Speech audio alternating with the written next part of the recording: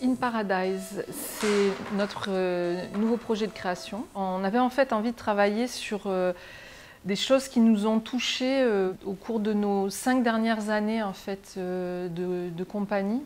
C'est-à-dire que depuis 2009, on a énormément eu la chance de voyager et de rencontrer en fait d'autres types d'espaces publics ou en tout cas de villes, de modes de vie dans les villes. Et plus précisément sur In Paradise, c'est vraiment la question des petites scénographies qu'on peut croiser qui appartiennent soit au commerce informel qui est très très développé en Afrique, mais aussi en Asie d'une autre manière. Ces endroits qui sont entre le privé et le public, c'est-à-dire à un moment où des gens, en tout cas, investissent la rue, le trottoir, pour un usage privé qui a à voir avec peut-être la survie aussi. En Égypte, l'espace, il est à négocier parce que l'espace appartient effectivement, la rue appartient à tout le monde et tout le monde vit dedans, donc tout le monde finalement se l'approprie. Et un espace qui pourrait sembler libre ne l'est pas, dans le sens où ça va être, je sais pas, un petit endroit pour vendre 4 cigarettes à 5 heures et tu peux pas te le prendre comme ça toute la journée parce que... Donc il faut négocier. Mais ça, je dirais que c'est encore de l'ordre de l'humain et de la relation humaine. Pour ce qui est de la Tunisie et de l'Égypte, en fait on y est allé un petit peu avant la Révolution pour la Tunisie et complètement après pour l'Égypte. Ça nous a de fait beaucoup fait travailler sur cet effet miroir, c'est-à-dire de trouver de la liberté de mouvement, entre guillemets, dans des pays où a priori c'est pas tellement la question. Et par contre, comment en revenant ici, on y trouvait effectivement un espace qui, dans sa norme, pouvait être plus contraignant dans un rapport de mobilité.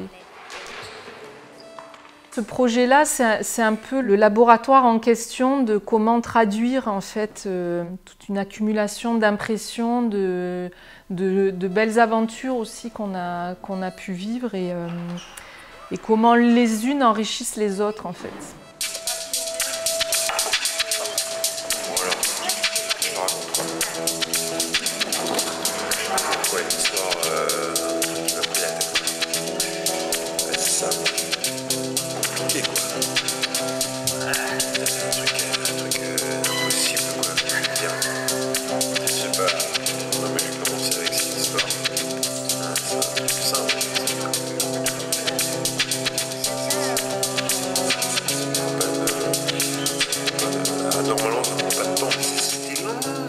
On a plutôt toujours utilisé les espaces tels qu'ils étaient en y ajoutant vraiment très peu. Là, ça fait quelques années qu'on essaye de travailler en tout cas à la danse dans un rapport à l'objet qui, par rebond, pose la question de la valeur, de la place, de la signification de cet objet dans l'espace public.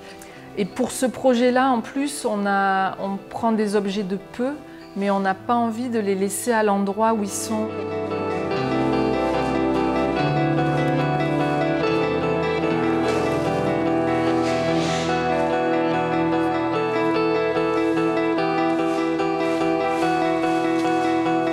En Égypte, toutes ce qu'on appelle ces petites scénographies poétiques, elles sont, oui, elles sont de peu, mais elles ont, enfin, en tout cas, à l'endroit où elles nous touchent, elles sont magnifiques en fait. Elles sont magnifiques de ce qu'elles représentent, l'histoire de quelqu'un, sa sensibilité, le soin qu'il peut porter au très peu qu'il a pour le présenter à des gens qui vont peut-être acheter ou pas, ou à juste se tenir là en fait. Il y a cette idée de l'objet, la danse. Enfin, comment l'objet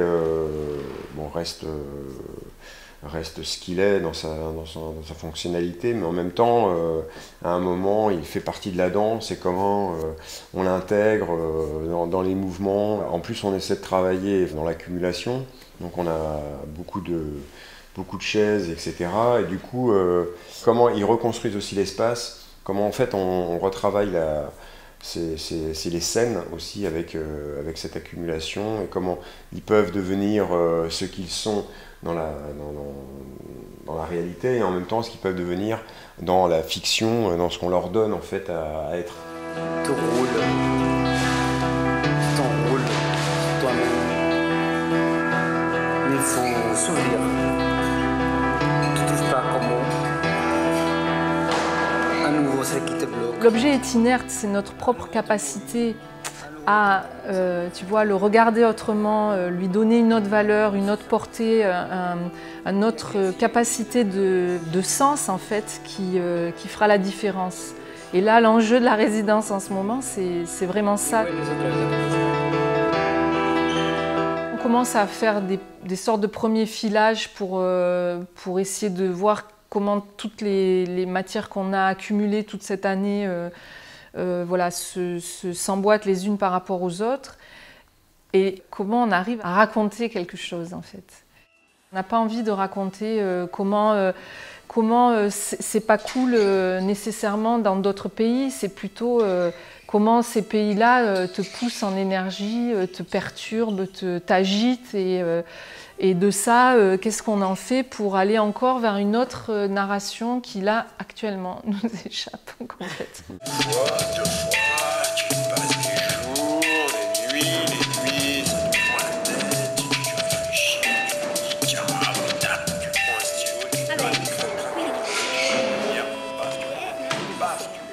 C'est la première résidence à laquelle on est toute l'équipe.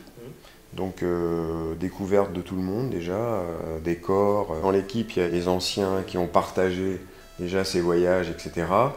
D'autres moins. Donc il faut aussi mettre tout le monde un peu à niveau au niveau de l'imaginaire et cette espèce de ligne. Alors ça a été beaucoup d'impro, beaucoup de impro de danse, impro avec les objets, comment à deux, à trois, en groupe.